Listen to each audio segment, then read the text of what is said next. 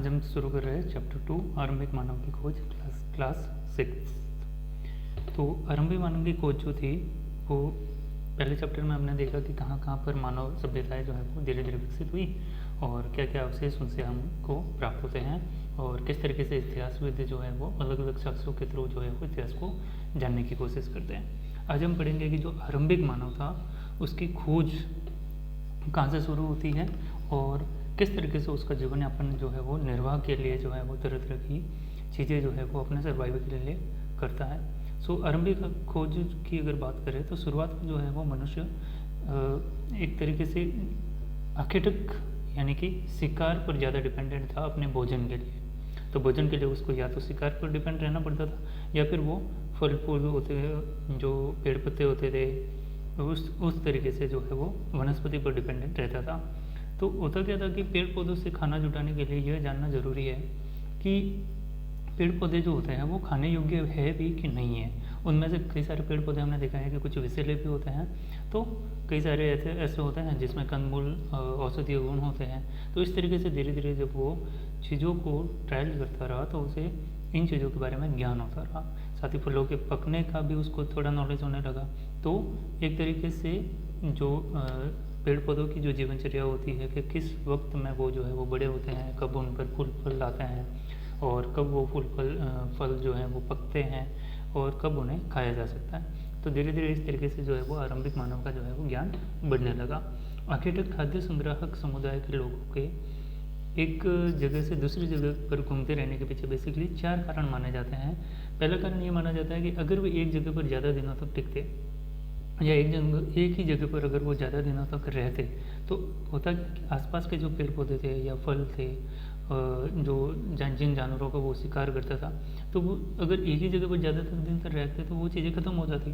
तो इसलिए भोजन की तलाश में उसे दूसरी जगह पर जाना ही पड़ता था। पहला कारण तो ये हो जाता है। दूसरा कारण ये माना जाता है कि जानवर जो थे वो अपने शिकार के लिए या फिर हिरण और मवेशी जो थे वो अपने चारा ढूंढने के लिए एक जगह से दूसरी जगह जाया करते थे और इसलिए इन जानवरों का शिकार करने वाले लोग भी इनके पीछे पीछे जो है वो बहुत लंबी लंबी दूरियाँ जो है वो तय करते थे। तीसरा कारण ये माना जाता है कि पेड़ पौधों में फल फूल और अलग अलग मौसम में आते हैं और इसलिए लोग उसकी तलाश में उपयुक्त मौसम के अनुसार अन्य इलाकों में घूमते थे। जैसे अगर यहाँ का मौसम जो है वो चेंज हो गया, गर्मी का मौसम आ गया, राजस्थान की अगर बात की जाए वेस्टर्न राजस्थान में, तो कभी तो अकाल भी पड़ सकता है। अगर इस क्षेत्र में अकाल पड़ा होगा तो यहाँ पर रहने वाले जो आदि मानव वगैरह जो थे, आरंभिक मानव वगैरह थे, वो उन क्षेत्रों की तरफ जाने की कोशिश करेंगे जहाँ पर वेजिटेशंस काफ़ी अच्छा हो, जहाँ पर रेनफॉल काफ़ी अच्छा हो और जहाँ पर उन्हें कुछ सर्वाइवल के लिए रहने की सुरक्षित जगह मिल सके और फूड मिल सके। इसके अलावा चौथा कारण ये माना जाता है कि पानी के बिना भी किसी भी प्राणी या पेड़ पौधे के जीवित रहना जो है वो संभव नहीं है। वे या तो पानी के लिए झीलों, झरनों, नदियों में जो है उनकी तलाश में रहते थे। तो यदि भी कई सारी नदियाँ और झीलें जो थी उनका पानी कभी नहीं सूखता था मोस्टली तो, बट कभी कभार क्या होता है कि झीलों और नदियों का पानी बारिश के समय ही मिल पाता है, अन्यथा वो सूख जाती है और ऐसी स्थिति में क्या होता है कि उस जगह से उन्हें पलायन करना पड़ता था। झीलों और नदियों के किनारे बसे जो लोग थे वो सूखे मौसम में पानी की तलाश में इधर उधर जाना पड़ता था। इसके अलावा लोग अपने नाते रिश्तेदार जो थे या मित्रों से मिलने भी जाया करते थे। तो यहाँ ये याद रखने की ज़रूरत है कि सभी लोग जो थे वो पैदल यात्रा किया ही करते थे उस समय के लोग। अब आरंभिक मानव के बारे में जानकारी जो है वो हमें मिलती कैसे है, उसके क्या क्या साक्ष्य मिलते हैं। तो जब पुरातत्वविदों को कुछ ऐसी वस्तुएं मिलती हैं जिनका निर्माण और उपयोग आखेटक खाद्य संग्राहक के किया करते थे, है ना, जैसे कि उनके जो शिकार करने के औजार हो गए, उनके जो पत्थर के जो भी औजार थे, जब उन चीज़ों के बारे में पता चलता है तो हम उनसे अनुमान लगा सकते हैं कि वो किस तरीके का जीवन जो है वो यापन करते थे इस तरीके से। तो ये संभव है कि लोगों ने अपने काम के लिए जो है वो पत्थर, लकड़ी और हड्डियों के औजार बनाए होंगे और इनमें से पत्थरों के औजार आज भी जो है वो बचे हुए हैं। जैसे यहाँ पर दिखाया गया है इस तरीके से वो पत्थर के तरह तरह के औजार जो है वो यूज़ किया करते थे। कभी छेद के लिए जो है वो इस तरीके से छोटे से जो है वो नुकीले पत्थरों का यूज़ करते थे, वही बड़े शिकार करने के लिए वो इस तरीके के पत्थरों का जो है वो यूज़ करते थे। पत्थर के ये जो औजार बने हुए हैं इनको भी अलग अलग जो है वो तरीके से इनको क्लासीफाइड किया जा सकता है। जैसे फर्स्ट ए के अंदर जो पत्थर के औजार है ये प्राचीनतम औजार माने जाते हैं। फिर इन्हें दूसरे जो तरह के औजार हैं ख वाले, दिस वन, तो ये माने जाते हैं कि ये कई हज़ार साल बाद में बनाए गए। पहले शुरुआत में उन्होंने बड़े बड़े पत्थरों का यूज़ किया करते थे, वो अपने दैनिक क्रियाकलाप के लिए या शिकार के लिए, ठीक है। उसके बाद में धीरे धीरे उनको जब उस चीज़ की वैल्यू समझ में आने लगी, जिस चीज़ को वो एज ए हथियार यूज़ कर रहे हैं, तो उन्होंने उनको थोड़ा शार्प करना शुरू किया।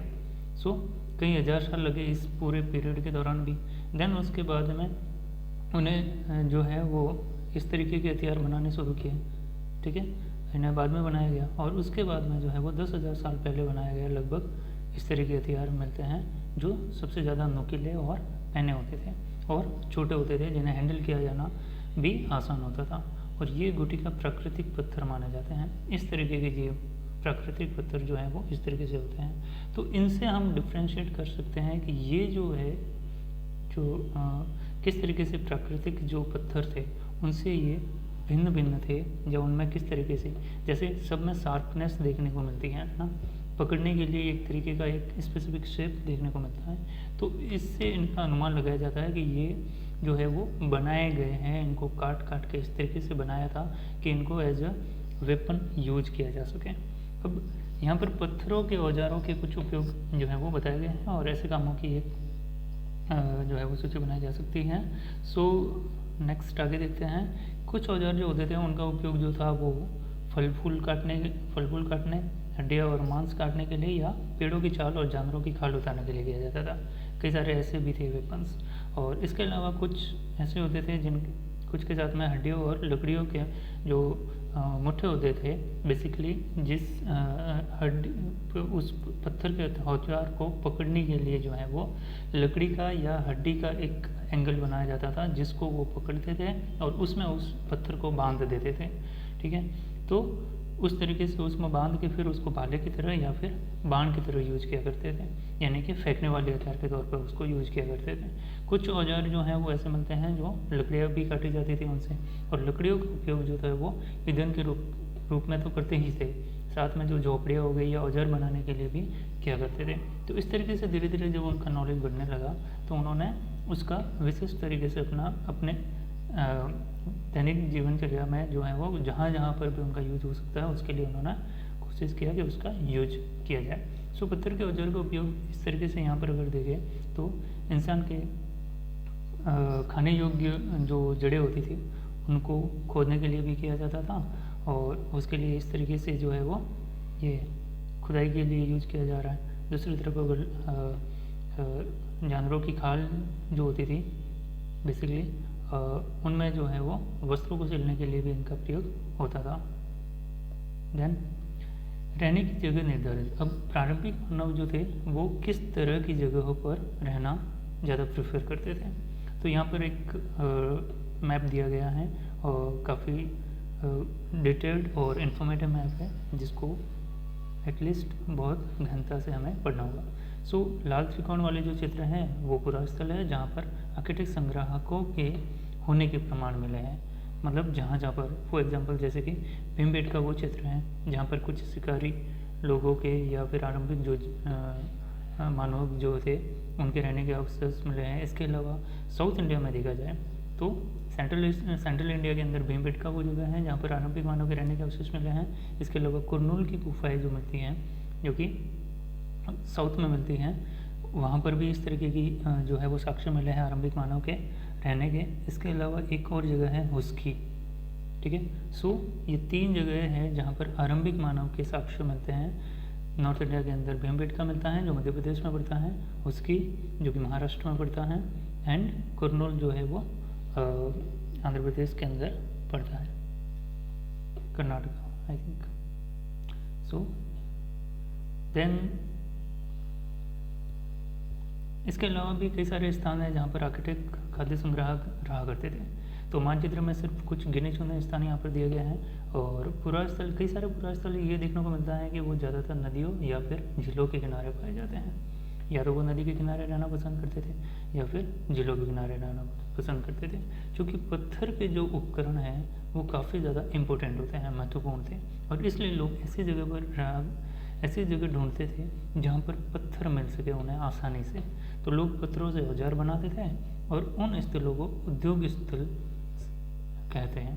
तो जहाँ पर शुरुआत में जब उद्योग स्थल जो स्थापित किए होंगे तो वो नदी घाटियों में जहाँ पर पत्थर बहुतायत में उपस्थित थे उन क्षेत्रों को उद्योग के रूप में डेवलप हुए होंगे उस समय। तो उस समय के उद्योग उसी तरह के होंगे।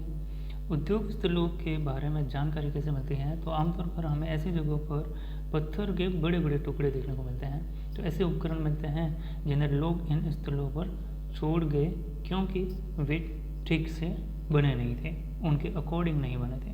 साथ ही औजार बनाने के बाद पत्थरों के टूटे फूटे टुकड़े भी इन स्थलों पर मिलते हैं। कभी कभी क्या होता है कि लोग इन स्थलों पर कुछ ज़्यादा समय तक जब रहते थे तो ऐसे स्थलों को आवासीय या उद्योग स्थल भी कहा जाता था। तो भीमबेटका जो है जो कि आधुनिक मध्य प्रदेश में जो है पड़ता है, आवासीय पुरास्थल वहाँ से मिलते हैं। और आवासीय पुरास्थल उन्हें कहा जाता है जहाँ पर लोग रहा करते थे। उनमें गुफाओं में और कंदराओं में वे स्थल होते हैं जिन्हें वहाँ दर्शाया गया है। और लोग इन गुफाओं में इसलिए रहते थे क्योंकि यहाँ पर बारिश, धूप, हवा से राहत मिलती थी। तो ऐसी प्राकृतिक गुफाएं विंध्यन और दक्कन के पर्वतीय इलाकों में मिलती हैं। नर्मदा घाटी के पास भी मिलती हैं इस तरीके की कई सारी जगह। तो इस तरीके से यहाँ पर देख सकते हैं हम ये जो चित्र, तो यहाँ पर काफ़ी सारी जगह इस तरीके की है जहाँ पर ये लोग इन कंदराओं में रहा करते थे। कंदराओं के एग्जाम्पल यहाँ पर दे रखे हैं। सो फॉर एग्जाम्पल अगर हमें सोचना पड़े कि हमें अपने निवास स्थान के बारे में बताना पड़े तो हम इनमें से कौन सा जो है वो नाम चुनेंगे निवास स्थान के लिए? आवास, उद्योग स्थल, आवास और उद्योग स्थल या अन्य? बेसिकली आवास चुनेंगे। सो पुरास्थलों की अगर बात की जाती है तो पुरास्थल उस स्थान को कहा जाता है जहाँ औजार, पर्वत, इमारतें जैसी वस्तुओं के अवशेष मिलते हैं, वो पुरास्थल कहलाएंगे। सो ऐसी वस्तुओं का निर्माण लोगों ने अपने काम के लिए किया और बाद में वे वहीं छोड़ के चले गए। ये जमीन के ऊपर, अंदर, कभी कभी समुद्र और नदी के तल में भी पाए जाते हैं। इन पुरास्थलों के बारे में और अधिक हम बाद में करेंगे। सो पाषाण औजारों का निर्माण की अगर बात की जाती है कि पाषाण औजार जो थे या पत्थर के जो औजार थे बेसिकली उनका निर्माण होता कैसे था? पाषाण उपकरणों को प्राय दो तरीक़ों से बनाया जाता था। एक तो पत्थर को दूसरे पत्थर से जो है वो टकरा के तोड़ते थे, यानी जिस पत्थर से कोई औजार बनाना होता था उसे एक हाथ में लिया जाता था और दूसरे हाथ में उसको लेके तोड़ दिया जाता था। जी हाँ। दूसरा तरीका ये हो सकता था कि दबाव शल्क तकनीक का यूज किया करते थे। तो दबाव शल्क तकनीक किससे रिलेटेड है, ये क्वेश्चन हम पूछ सकते हैं। तो ये पाषाण औजारों के निर्माण से संबंधित है। ठीक है। इसमें क्या होता था, जो दबाव शल्क तकनीक थी इसमें क्रोड जो होता था उसको एक स्थिर सतह पर टिकाया जाता था और इस क्रोड पर हड्डी या पत्थर रखकर उस पर हथौड़ी नुमा पत्थर से शल्क निकाले जाते थे। ठीक है। इस तरीके से इसको एक जगह रख दिया और इस तरीके से ये जो होता था पार्ट इसको बोलते हैं शल्क। जो पाषाण उपकरण कैसे बनाए जाते थे इसके लिए अपनाई गई दो तकनीकों में से एक दर्शाई गई हैं और ये हमें बताना है कौन सी तकनीक है। तो ये किससे मिल खाती हैं? दबाव शल्क तकनीक से। या सो पत्थर रखकर हथौड़ी नुमा टुकड़े से टुकड़े जाता था और वांछित उपकरण जो है वो बनाए जाते थे। ठीक है। मोस्टली ये पत्थर से एक दूसरा पत्थर टकराना, तो ये होगा फर्स्ट वन। अब आग की खोज की अगर बात की जाती है कि वो कौन सा समय था जब आग की खोज हुई होगी। सो कुरनूल गुफाएं जो हमने देखी थी, कुरनूल गुफाएं कहाँ स्थित थी? कुरनूल की गुफाएं ये साउथ इंडिया के अंदर। ठीक है। और कृष्णा की जो सहायक नदी थी तुंगभद्रा, बेसिकली उसकी, और कुरनूल की गुफाएं बेसिक जो है वो तुंगभद्रा नदी के किनारे स्थित है जो कि कृष्णा की ट्रिब्यूटरीज या सहायक नदी है। ठीक है। सो कुरनूल की जो गुफाएं हैं, कुरनूल की गुफाओं से हमें क्या मिलता है? राख के अवशेष मिलते हैं। कुरनूल की गुफाओं से कहाँ राख के अवशेष कहाँ से मिलते हैं? कुरनूल की गुफा से। ये याद रखने वाली चीज़ है जो कि पूछा जा सकता है। इसका मतलब ये है कि आरंभिक लोग जो है वो आग जलाना सीख गए थे। आग का इस्तेमाल अब किस लिए होता था? तो कई सारे कार्य के लिए होता होगा, जैसे प्रकाश के लिए हो सकता है, मांस पकाने के लिए हो सकता है, खतरनाक जो जानवर थे उनको दूर भगाने के लिए भी आग का प्रयोग हो सकता है। अब बात करते हैं क्लाइमेट जिस तरीके से चेंज हुआ उसका क्या प्रभाव पड़ा। सो लगभग आज से 12,000 साल पहले दुनिया की जलवायु में कई सारे बड़े बदलाव देखने को मिलते हैं, ठीक है। और गर्मी धीरे धीरे बढ़ने लगती है, क्योंकि 12,000 साल पहले, लगभग 40,000 साल पहले से लगा के 12,000 साल पहले तक कहा जाता है कि हिम युग चल रहा था। सो हिम युग का जो एंडिंग का जो पीरियड था वो 12,000 साल पहले के लगभग था। तब तक जो है वो हिम युग अपने अंतिम समय में पहुंच चुका था। तो अब धीरे धीरे क्या हो रही थी, गर्मी बढ़ रही थी। तो इसके परिणाम क्या हुआ कि कई सारे क्षेत्र जो थे उनमें घास वाले मैदान, जैसे जैसे गर्मी बढ़ेगी बर्फ़ पिघलना शुरू होगी। जब बर्फ़ पिघलना शुरू होगी तो जो है वो अर्थ से जो है वो ग्रासेस का डेवलपमेंट धीरे धीरे अब वेजिटेशन होना शुरू होगा। तो इसकी वजह से जैसे जैसे अब जिस तरीके से प्राइमरी प्रोड्यूसर के तौर पर घास का उत्पादन बहुत ज़्यादा होता है, तो उस पर डिपेंडेंट जो भी एनिमल्स है उसमें भी बढ़ोतरी देखने को मिलती है। सो हिरण हो गया, बारहसिंगा हो गया, भेड़, बकरी, गाय जैसे कई सारे जानवरों की संख्या जो है वो बढ़ने लगी क्लाइमेटिक कंडीशन की वजह से। तो घास खाकर जिंदा रहा करते थे, इस तरीके से जानवरों की तादाद जो है वो काफ़ी ज़्यादा बढ़ी। तो जब जानवरों की तादाद काफ़ी ज़्यादा बढ़ी और इन जानवरों पर डिपेंड रहने वाले जो शिकारी थे, जो आरंभिक लोग थे, उनके लिए ये एक तरीके से खजाने की तरफ था कि अब उनको जो है वो बहुत ज़्यादा संघर्ष नहीं करना पड़ेगा फूड के लिए या भोजन के लिए। तो लोग इन जानवरों का शिकार करते थे और वे भी इनके पीछे पीछे दौड़े चले जाते थे। जैसे जैसे वो शिकार करते जानवर आगे भागते और जानवर आगे भागते तो ये भी उनके पीछे पीछे आते। सो खाने पीने की आदतों और प्रजनन के समय की जानकारी हासिल करने लगे। जबकि काफ़ी ज़्यादा टाइम तक ये इन जानवरों के पीछे शिकार के लिए घूमते थे, तो ये उनके कुछ जानकारियाँ भी ऑब्जर्व करते थे उनका कि किस तरीके से जानवर जो है वो बिहेव कर रहे हैं। तो उनको भी ये जो है वो अप्रत्यक्ष रूप से उस चीज़ को ऑब्जर्व करते थे और उसकी वजह से इनका ज्ञान जो है वो धीरे धीरे बढ़ता गया। हो सकता है कि तब लोग इन जानवरों को पकड़कर अपनी ज़रूरत के अनुसार पालने की बात सोचने लगे हो। तो कई सारे जानवर ऐसे भी होंगे जो फ्रेंडली बिहेवियर करते होंगे। तो जब फ्रेंडली बिहेवियर करते थे तो इनको जो है ये लोग भी उनकी तरफ जो है वो थोड़ा बहुत फ्रेंडली होते गए और उनको अपने हिसाब से, जैसे फॉर एग्जांपल जैसे डॉग्स वगैरह थे जिनका वो मांस नहीं खाते थे, या फिर शायद उनके अलावा डॉग्स के अलावा दूसरे जो काफ़ी दूसरे जानवर थे उनका स्वादिष्ट उनको मांस लगता होगा। सो डॉग को एज ए उन्होंने अपना फ्रेंड जो है वो बनाना शुरू किया फॉर द शिकार के लिए। क्यों? क्योंकि जानवर जो है वो ज़्यादा तेज़ी से भाग सकते थे एज कम्पेयर टू ह्यूमन। सो इस तरीके से जो है वो उनको ऐसे एनिमल्स के साथ में उन्होंने धीरे धीरे जो है वो अपना लगाव ज़्यादा बढ़ता गया और उनको पालने लगे धीरे धीरे। और साथ ही इस काल में मछली भी भोजन का महत्वपूर्ण स्रोत बन गई। अब वो मछली का भी शिकार करने लग गए थे। इसी दौरान उपमहाद्वीप के भिन्न भिन्न कई सारे इलाकों में देखने को मिलता है कि गेहूँ, जौ, धान जैसे जो अनेक प्राकृतिक अनाज जो थे वो प्राकृतिक रूप से उगने लगे। बेसिकली ये सारे क्या थे, ग्रासेस के ही टाइप्स थे।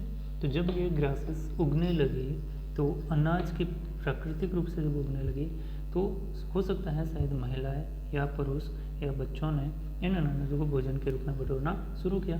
उनको शुरुआत में जब खाया होगा उनको थोड़ा स्वादिष्ट लगा और उनको लगा कि इसको एज ए फूड जो है वो खाया जा सकता है, तो उन्होंने उस चीज़ को खाना शुरू किया।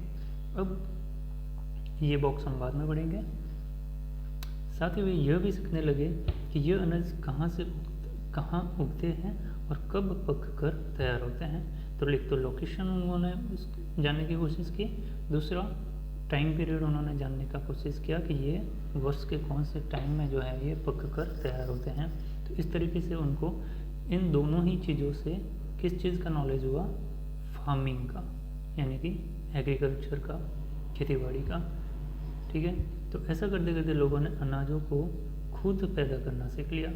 मतलब लोकेशन से पता चला कि पर्टिकुलर इस जगह पर जो है वो अच्छा इनको ज़्यादा ऐसे पानी की ज़रूरत होती है, इस तरीके की मिट्टी की ज़रूरत होती है, इस वजह से यहाँ पर उगते हैं। तो इससे एग्रीकल्चर का उनको नॉलेज होने लगा। दूसरा, एग्रीकल्चर में जो है वो टाइम पीरियड भी काफ़ी ज़्यादा इंपॉर्टेंट होता है कि किस समय फसल को बोया जाना है और किस समय उससे फसल को लेना है।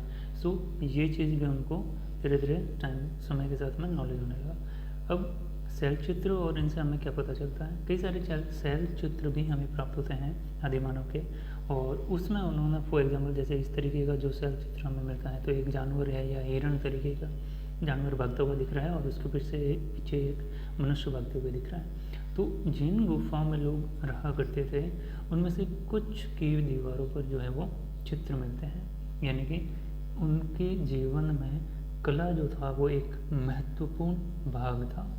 इनमें कुछ सुंदर उदाहरण मध्य प्रदेश और दक्षिण उत्तर प्रदेश की जो गुफाएं हैं वहाँ से हमें प्राप्त होते हैं, जिनमें जंगली जानवरों की बड़ी कुशलता से सजीव चित्रण देखने को मिलता है।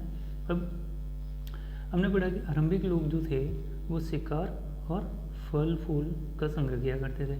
इसके अलावा हमने क्या देखा कि पत्थरों के औजार बनाते थे और गुफाओं में जो है वो रहा करते थे और गुफा में कई सारे चित्र भी बने हुए मिलते हैं हमें। तो क्या हमें कोई ऐसे साक्ष्य मिलते हैं जिनसे ये पता चलता है कि महिलाएं भी शिकार करती थी या पुरुष औजार बनाते थे या फिर महिलाएं चित्रकारी करती थी और पुरुष जो थे वो फल फूल इकट्ठा करते थे? वास्तव में हमें इसका ज्ञान नहीं मिलता है, लेकिन दो बात हो सकती है, महिला और पुरुष दोनों ने मिलकर कई काम एक साथ किए होंगे, यह जरूर हम कह सकते हैं, क्योंकि जैसे जैसे ह्यूमन जो है वो एग्रीकल्चर की तरफ बढ़ रहा था तो वहाँ पर कोऑपरेशंस की आवश्यकता होती है, यानी कि संयोजन की आवश्यकता होती है। और संयोजन की जब आवश्यकता होती है तो हम ह्यूमन क्या होते हैं, एक दूसरे की मदद लेते हैं। और मदद कैसे लेते हैं कि मैं तुम्हारा ये काम करूँगा, तुम मेरा ये काम कर दो। तो इसकी वजह से हम ये अनुमान लगा सकते हैं कि जैसे जैसे सिस्टम थोड़ा कॉम्प्लेक्स होता जा रहा था वहाँ पर कोऑपरेशंस की जो है वो कोऑपरेशंस जो है वो लोगों के अंदर बढ़ रहा था, यानी कि एक तरीके से समाज का निर्माण हो रहा था। तो बेसिकली ये संभव है कि कुछ तरह के काम जो थे वहाँ पर महिलाएं करती होंगी और कुछ तरह के काम जो थे वो केवल पुरुष करते होंगे। तो वहाँ पर से शुरू में डिफ्रेंशिएशन होना शुरू हो जाता है। इसके अलावा उपमहाद्वीप के अलग अलग क्षेत्रों में अलग अलग परंपराएं भी देखने को मिलती हैं, वो भी रही होगी। सो अब उस बॉक्स के बारे में पढ़ते हैं कि ये बॉक्स क्या रहता है। हम जिस काल के बारे में पढ़ रहे हैं पुरातत्वविदों ने उसके बड़े बड़े नाम रखे हैं। आरंभिक काल की अगर बात करें तो आरंभिक काल को पूर्व पाषाण काल कहा जाता है। ये पूर्व पाषाण काल दो शब्द से बना है, एक पूरा है जिसका अर्थ होता है प्राचीन और दूसरा शब्द है पाषाण जिसका अर्थ होता है पत्थर। तो यह नाम पुरा स्थलों से प्राप्त पत्थर के औजारों के महत्व को बताता है कि प्राचीन समय में किस तरीके के पत्थर के औजारों का यूज करके ह्यूमन सिविलाइजेशन डेवलप हो रही थी, मानव सभ्यता का विकास हो रहा था। तो उसके आधार पर हमने उस सभ्यता को पूरा पाषाण सभ्यता कहा।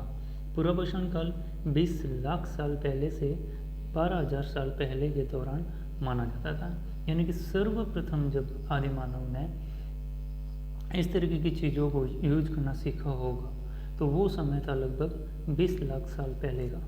और 12,000 पहले तक जो है उस मनुष्य ने इस तरीके से पाषाणिक वस्तुओं के यूज करता रहा और एक घुमंतु तरह का जीवन यापन करता रहा। 12 साल बाद पहले ये समाप्त क्यों हो गया घुमंतु जीवन, या कई जगह पर जो है वो रहा होगा, बट पहले की अपेक्षा उस फ्रिक्वेंटली अब इतना ज़्यादा माइग्रेशन से जो है वो शायद नहीं हुआ होगा, कुछ स्टेबिलिटी आई होगी। और वो स्टेबिलिटी आई किस वजह से, जो हमने देखा एग्रीकल्चर की वजह से। शायद उन्होंने एग्रीकल्चर अपना लिया था, तो एग्रीकल्चर अपनाया तो वो एक जगह पर अब ज़्यादा टाइम तक रहने लगे। क्यों? क्योंकि एग्रीकल्चर में या क्रॉप को पकने में 1 से 2 महीने से 3 महीने तक का समय लग सकता है। तो ये जो काल है, इस काल को भी 3 भागों में विभाजित किया जाता है, पूरा पाषाण काल को भी। ठीक है, एक आरंभिक पूर्व पाषाण काल, एक मध्य पूर्व पाषाण काल और एक उत्तर पूर्व पाषाण काल। सो मानव इतिहास के लगभग 99% कहानी की अगर बात करें तो वो इसी काल के दौरान घटित होती है। अगर आज तक जब मानव इतिहास शुरू हुआ था और वहाँ से लगाकर आज तक हम देखें तो इसमें 99% काल जो है वो अकेले पूर्व पाषाण काल का ही है, उसी का योगदान है। बाकी उसके बाद का जो 1% काल जो है वो जिसमें ह्यूमन ने सबसे ज़्यादा डेवलपमेंट की और आज हम AI के युग तक पहुँचे। जिस काल में हमें पर्यावरणीय बदलाव मिलते हैं उसे मेसोलिथ या मध्य पाषाण युग कहा जाता है। इसका समय लगभग 12,000 साल पहले से लेके 10,000 साल पहले तक माना जाता है। इस युग के पाषाण औजार आमतौर पर बहुत ज़्यादा छोटे होते थे और इन्हें जो है वो माइक्रोलिथ या लघु पाषाण भी कहा जाता है। लघु पाषाण या माइक्रोलिथ कहा जाता था। यानी कि 12,000 साल पहले जब ह्यूमन सभ्यता जो थी उसने छोटे छोटे हथियार बनाना शुरू किया जो हाथ में पकड़ने के लिए कॉम्पैक्टेबल हो, जिनको इजीली पकड़ा जा सके, इजीली उसका यूज किया जा सके। बारीक बारीक जो छोटे छोटे काम थे जैसे छेद करना या जो है वो जिस तरीके से वो जानवरों की खाल के वस्त्र बनाकर पहनते थे तो उनके लिए उनकी सिलाई करनी होती थी, तो उसके लिए जो है वो छेद करना होता था, तो वो उसके लिए माइक्रोलिथ या पत्थरों के जो तिकोने छोटे छोटे हथियार बनाने होते थे या सुई की तरह जो यूज किया जा सके। तो इस तरीके से उनमें सूक्ष्मता का धीरे धीरे विकास होने लगा। पहले जो थे वो बड़े बड़े पत्थर यूज किया करते थे, बड़ी बड़ी चीज़ें यूज किया करते थे। अब उनमें जो है वो सूक्ष्मता के प्रति और उनकी ज्ञान जो था वो और सूक्ष्मता की ओर बढ़ रहा था। हर छोटी छोटी चीज़ को वो ध्यान दे रहे थे, उनमें ऑब्जर्वेशंस बढ़ रही थी। सो प्राय इन औजारों में हड्डियों या लकड़ियों के जो मुट्ठे होते थे ये लगे होते थे, लगे हशिया और आरी जैसे औजार जो है वो मिलते हैं। उन्हीं साक्ष्यों से हम ये अनुमान लगाते हैं कि किस तरीके से उनमें ये विकास हो रहा था। साथ में पुरापाषाण युग वाले औजार भी इस दौरान बनाए जाते थे। अब पृष्ठ संख्या 13 पर हमने जो चित्र देखे उनसे हमें समझ में आ ही जाता है, ठीक है, किस तरीके से। पर जो पत्थर के औजार देखे थे हमने, दिस वन, ये, ओके। नाउ नेक्स्ट,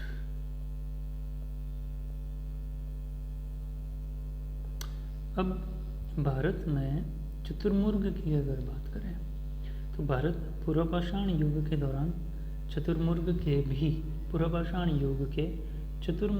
भी कई सारे अवशेष हमें प्राप्त होते हैं। और ये अवशेष कहाँ से प्राप्त होते हैं तो महाराष्ट्र के पटनीपुरा स्थल से चतुर्मुर्ग के अंडों के अवशेष हमें मिलते हैं।